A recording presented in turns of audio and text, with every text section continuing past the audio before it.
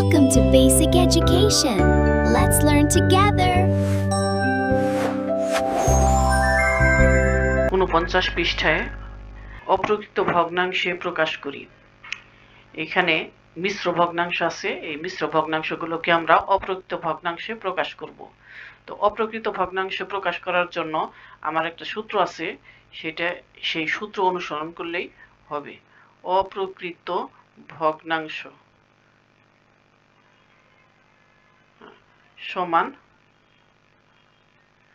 নিচে হচ্ছে হর, এরকম একটা লম্বা দাগ দিব, নিচে হর, উপরে হচ্ছে সমস্ত অংশ গুণ হর যোগ লব। আমরা এই সূত্রে আমরা সবগুলা অঙ্ক করতে পারবো। যেমন 1 নম্বরে আছে 3 সমস্ত 2 এর 1, এটাকে আমি অপ্রকৃত ভগ্নাংশ বানাবো। তাহলে সমান দিলাম, নিচে হচ্ছে হর, উপরে 3 গুণ 3 হচ্ছে সমস্ত অংশ, 2 হচ্ছে হর যোগ এই লব। তাহলে কত হইল? 2 আর 3 দুগুণে 6 একে 7। 2 নাম্বার 2 সমস্ত 6 এর 5। তো এটাকে আমরা করব 6 নিচে 2 গুণ 6 যোগ 5। তাহলে কত হইল? 6 6 দুগুণে 12 আর 5 এ 17। হ্যাঁ। 3 নাম্বার 4 সমস্ত 9 এর 4। আমি শুধু এক লাইনেও করতে পারি, এক লাইনে এইভাবে 9 4 নং 36 আর 4 এ 40। 4 নাম্বার 3 সমস্ত 8 এর 5। হ্যাঁ, 8 এর 5 নিচে 8 দিলাম, আর এই 3 আর 3 8 24 আর 5 এ 29। 5 নাম্বার তো 2 সমস্ত 10 এর 7, 10 ভাগের 7। তাহলে নিচে 10 হর 10 দ্বিগুণে 20 আর 7 এ 27। এই হচ্ছে আমাদের মিশ্র ভগ্নাংশকে প্রকৃত ভগ্নাংশে প্রকাশ করা।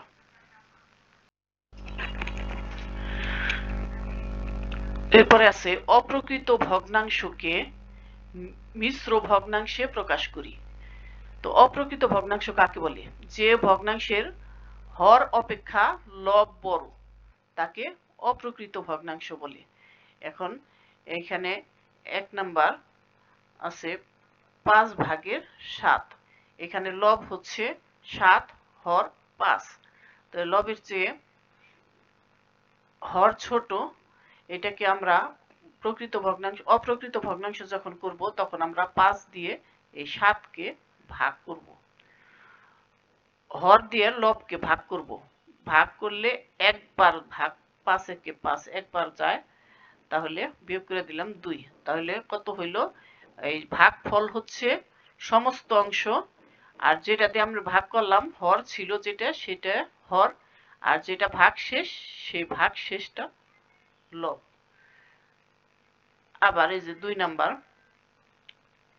4 8। এখন আমরা এটাকে কিভাবে 4 দিয়ে 8 কে ভাগ করব? ভাগ করলে 4 দ্বিগুণে 8, এই 0। তাহলে এটা কত হচ্ছে? 2 সমস্ত 4 ভাগের 0। 4 ভাগের 0 মানে এটা খালি 2। 2 যোগ এটারে এটুকুর মান হচ্ছে 0। হ্যাঁ, এটুকু 0, তাহলে এটা হচ্ছে 2।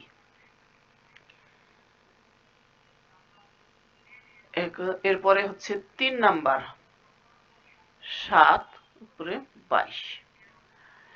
তাহলে নিচে হচ্ছে হর 7, লব 22। এটাকে আমরা মিশ্র ভগ্নাংশ করব, এটা একটা অপ্রকৃত ভগ্নাংশ। তাহলে 22 কে 7 দিয়ে ভাগ করব, 3 বার ভাগ করা যায়, 3 7 21। হ্যাঁ, বিয়োগ করে দিলাম, রইল 1। তাহলে ভাগফল হচ্ছে সমস্ত অংশ, ভাগফল 3, এটা সমস্ত অংশ। হ্যাঁ, হর 7 7ই থাকবে, আর ভাগশেষ যেটা সেটা হচ্ছে নতুন লব। তাহলে এটা কত পেলাম আমরা? 3 সমস্ত 7 ভাগের 1। এরপরে 4 নাম্বার 8/35। এটাও আমরা 8 দিয়ে ভাগ করি 35-কে, 4×8 = 32, রইল 3। তাহলে এটা কত হলো? 4 সমস্ত, ভাগফল যেটা সেটা হচ্ছে সমস্ত অংশ 8 ভাগের 3, যেটা আর ভাগশেষ যেটা সেটা লব। 5 নাম্বার 10/40। এটা সরাসরি ভাগ করে দিতে পারি। 10/40 এটা এভাবে কাটাকাটি করলে 4 হয়, 4। অথবা আমি এভাবে যদি ভাগ করি, 10 দিয়ে 40-কে ভাগ, 4×10 = 40, রইল 0। তাহলে এটা হচ্ছে 4 সমস্ত 10 ভাগের 0 সমান 4, কারণ এটুকুর মান হচ্ছে 0। আর মাঝখানে এই যে এটা তো যোগ করতে হয়, এটা যোগ, এই 4 + 0 = 4। তো এই হচ্ছে আমাদের অপ্রকৃত ভগ্নাংশকে মিশ্র ভগ্নাংশে প্রকাশ। এগুলি হচ্ছে খালি ঘরে সংখ্যাগুলো নির্ণয় করি। এগুলি প্রত্যেকটাই হচ্ছে সমতুল ভগ্নাংশ, কারণ এটাও একটা ভগ্নাংশ, এটাও একটা ভগ্নাংশ, মাঝখানে সমান চিহ্ন। তো সমতুল ভগ্নাংশ হচ্ছে যে ভগ্নাংশগুলোর মান সমান তাদেরকে সমতুল ভগ্নাংশ বলে। তো এইখানে 7 ভাগের 3 একটা আছে, সমান, নিচে খালি ঘর, উপরে 9। তাহলে এরকম থাকলে আমরা সমতুল ভগ্নাংশ করব, সমতুল ভগ্নাংশের নিয়ম অনুসারে করব। লব আছে, দুইটা লব আছে, তাহলে আমরা এক লবকে আরেক লব দিয়ে ভাগ করব। তাহলে এখানে 9 আছে, এই 9-কে 3 দ্বারা ভাগ করব, 3×3 = 9, তাহলে ভাগফল হচ্ছে 3। আচ্ছা, 7 ভাগের 3 সমান হচ্ছে খালি ঘর আর লব 9। তাহলে আমি এই প্রথম ভগ্নাংশের লবের সাথে দ্বিতীয় ভগ্নাংশের লব, এই দুইটার মধ্যে ভাগ করব। ভাগ করলে যে ফল হয় সেটা আমরা পরবর্তী এই হরের সাথে গুণ করব। তো 3×3 = 9, ভাগফল পেলাম আমরা 3। তাহলে এই 3 আমরা 7-এর সাথে গুণ দিব। 7-এর সাথে গুণ দিলে কত হয়? 3×7 = 21। তাহলে এইখানে 21 হবে। তো এটা আমরা কিভাবে করলাম? 9/3 = 3। তাহলে 7 × 3 = 21। এটা। এখন 2 নাম্বার 9 ভাগের 5 = 18, এখানে খালি ঘর। তাহলে আমরা কি করব? এই যে নিচে হর দুইটা হরই আছে, উপরে খালি ঘর হচ্ছে লবের মধ্যে, হর দুইটাই আছে। তাহলে আমরা হরকে হর দ্বারা, এক ভগ্নাংশের হরকে আরেক ভগ্নাংশের হর দ্বারা ভাগ করব।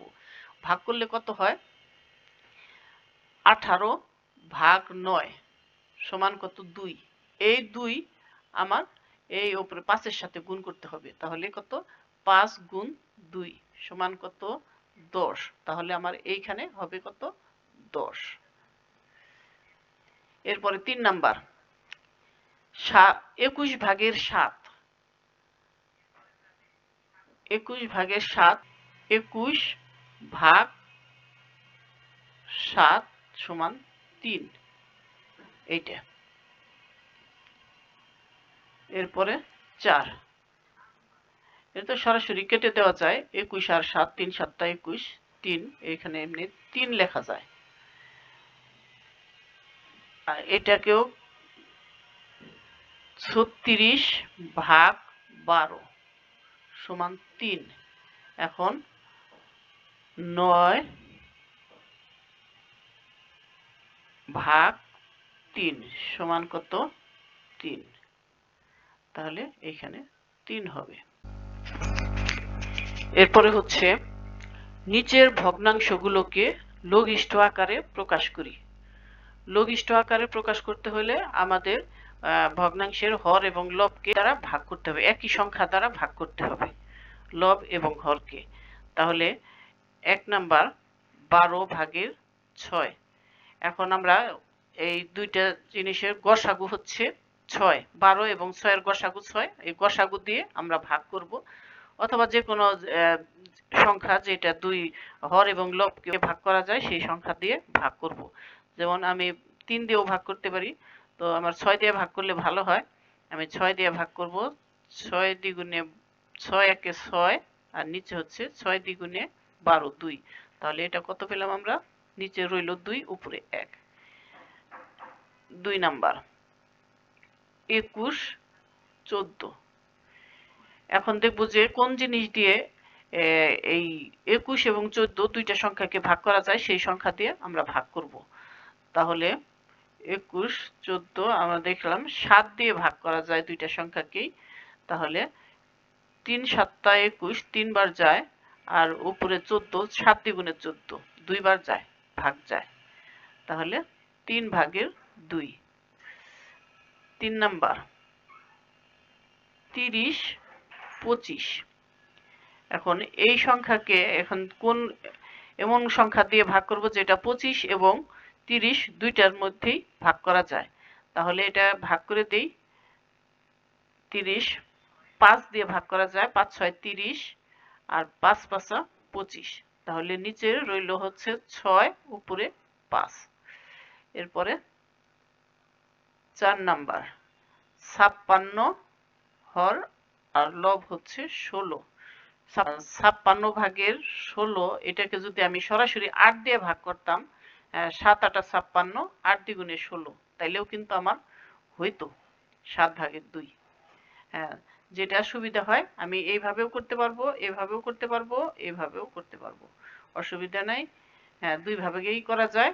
তো আমার দেখা যাচ্ছে যে এইভাবে আমি যদি 8 দিয়ে ভাগ করি তাইলে আমার জন্য সহজ হয় বেশি, তাই আমি এইভাবেই করব। এরপর হচ্ছে 5 নাম্বার। 5 নাম্বার হচ্ছে 42 ভাগের 35। এটাতে দেখা যাচ্ছে যে 7 দিয়ে ভাগ করা যায় দুইটা সংখ্যাকেই। আমি 7 দিয়ে ভাগ করব, 6 7 42 আর 5 7 35। তাহলে কত হইল? 6 ভাগের 5। এরপরে হচ্ছে 6 নাম্বার 80, 20। তাহলে এই দুইটাকেই 20 দ্বারা ভাগ করা যায়। 20 একে 20 আর 4 20 80 সমান কত? 4 ভাগের 1। তা আজ এই পর্যন্তই। আমার নিয়মিত ভিডিও পাইতে হলে আমার চ্যানেলটিকে তোমরা সাবস্ক্রাইব করবে।